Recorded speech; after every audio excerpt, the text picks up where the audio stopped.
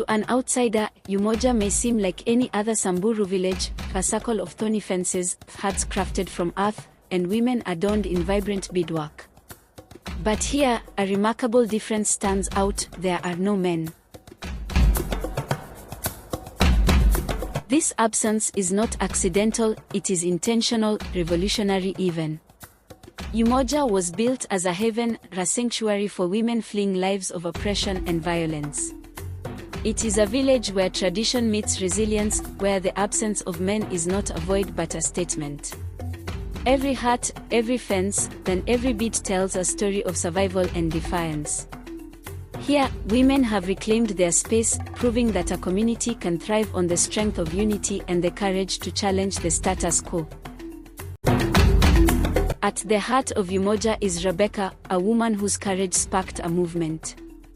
Born into a society where women's voices were silenced, Rebecca dared to speak out against the injustices she witnessed: early marriages, female genital mutilation, and domestic violence. Her advocacy for women's rights made her a target, forcing her to flee her home. But instead of succumbing to fear, Rebecca turned her pain into purpose. Alongside 15 other women, she founded Umoja, a village where freedom and safety are no longer dreams but realities.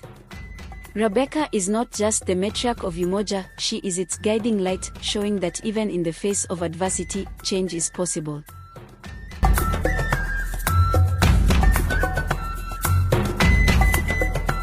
When women had nowhere else to turn, we created Umoja.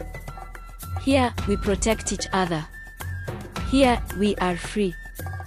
For over 30 years, Umoja has been a sanctuary, a haven for women fleeing female genital mutilation, child marriage, and domestic violence.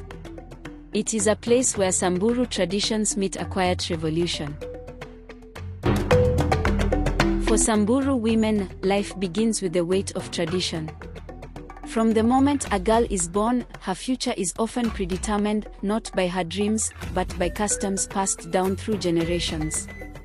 As a rite of passage, many endure female genital mutilation, a practice meant to prepare them for womanhood but leaves them scarred, physically and emotionally. Before they even reach their teenage years, many are adorned with beads from older men, signifying their fate as brides, not students. Education is sacrificed, as daughters are seen as assets to be married off in exchange for cattle, the currency of Samburu wealth.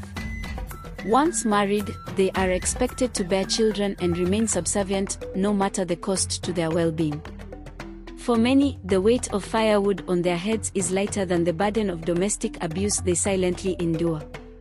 With no voice in a patriarchal society, a woman's pain is dismissed, her rights ignored. Returning to their families is not an option, dowries are binding contracts, and without livestock to repay, women are forced back into the cycle of suffering.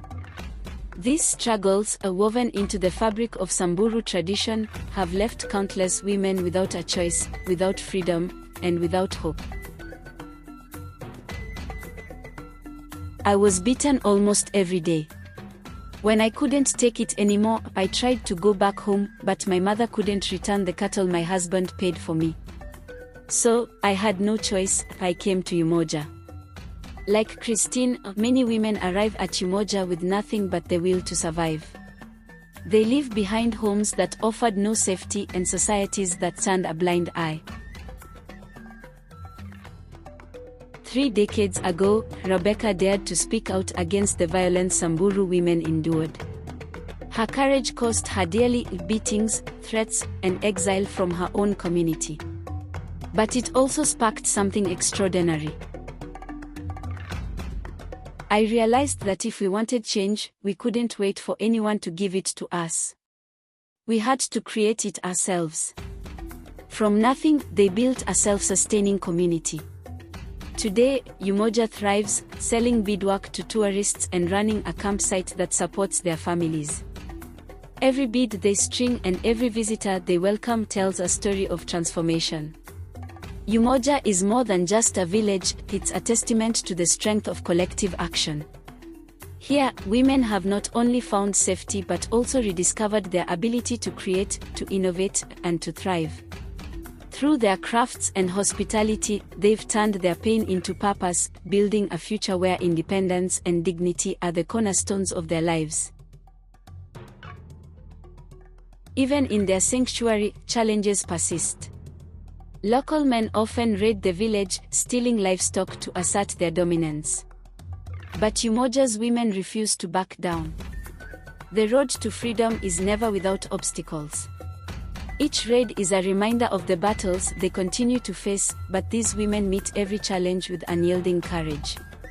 Together, they rebuild, protect what they've created, and stand as a united front against those who seek to undermine them. For Umoja's women, every stolen cow is a reason to fight harder, proving that their strength lies not only in their independence but in their unwavering solidarity.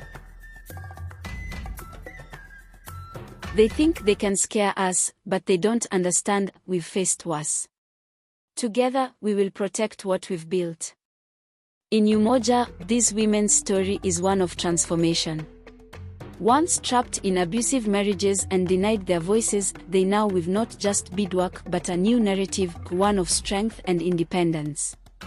Their children, who once faced a future bound by the same traditions, now sit in a classroom, their laughter filling the air as they learn to dream beyond the boundaries of the past.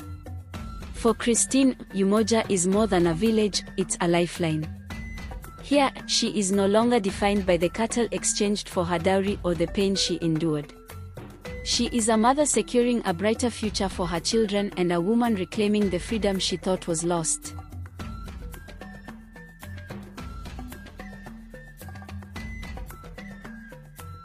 In Samburu, education for the girl child has long been a distant dream, overshadowed by traditions that prioritize marriage and dowry over books and classrooms. For many young girls, the path to learning ends before it begins, as cultural norms dictate their roles as caretakers and wives.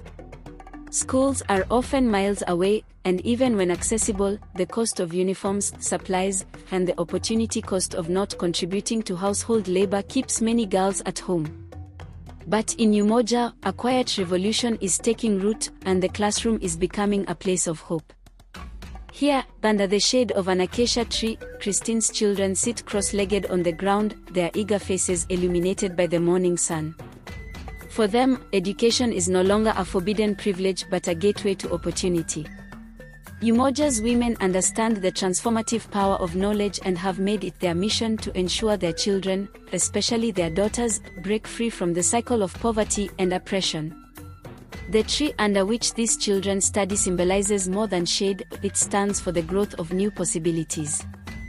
Through grassroots efforts and sheer determination, the women of Umoja have found ways to provide education, even in the face of scarce resources. They pull funds from beadwork sales, petition for support from NGOs, and work tirelessly to build a future where their daughters can write their own stories. For every girl who learns to read under this makeshift classroom, the script of Samburu tradition is rewritten, one where knowledge, not marriage, defines her worth. Education here is not just about books, it's a declaration of freedom and a promise of a brighter tomorrow. I never thought I could live without fear.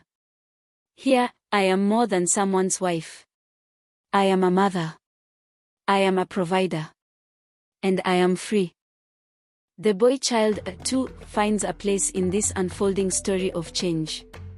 In Samburu, boys are traditionally groomed to become warriors and herders, roles deeply ingrained in their identity. Education has often taken a back seat, seen as unnecessary for those destined to lead cattle across the vast savanna. But Umoja's women understand that educating their sons is just as vital as empowering their daughters. In this sanctuary of learning, the boy child is being taught not only to read and write but also to see the world through a lens of equality and compassion. Here, boys learn that strength is not just measured by the size of a herd or their skills in battle, but also by their ability to respect and uplift others. The lessons they receive are not only academic but also transformative, shaping them into allies for the future. Umoja's education system is teaching boys to challenge harmful traditions, such as early marriage and FGM, and to become advocates for their sisters, mothers, and future daughters.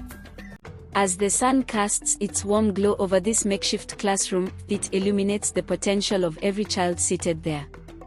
The boys of Umoja carry the hope of a new Samburu, where education bridges the gap between tradition and progress. They are learning to honor their cultural heritage while embracing values that uplift their entire community. Together, the boys and girls studying under this tree are rewriting the future of Samburu, proving that education is not a privilege for a few but a right for all. One of the most rewarding moments is seeing a boy who once resisted school become excited about learning. They realize education doesn't make them less of a warrior, it makes them a stronger one. A warrior who can read a map, solve problems, and understand how to work with others. That's what we need in Samburu, men who protect and provide, not just for their hearts but for their families and communities.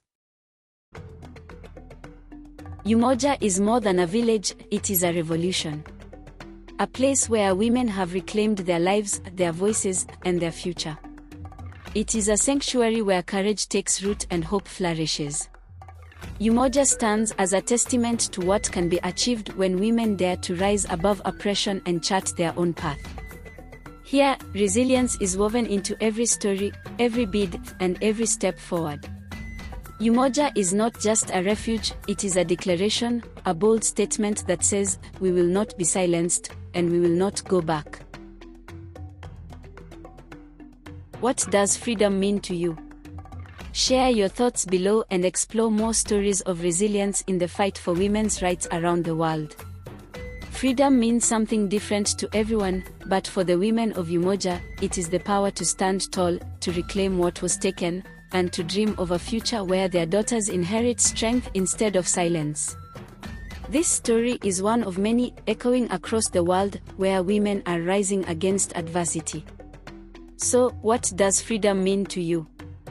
Share your thoughts below and join us in celebrating the unyielding spirit of women who refuse to be defined by their circumstances. Together, we can keep their stories alive and their fight for justice moving forward.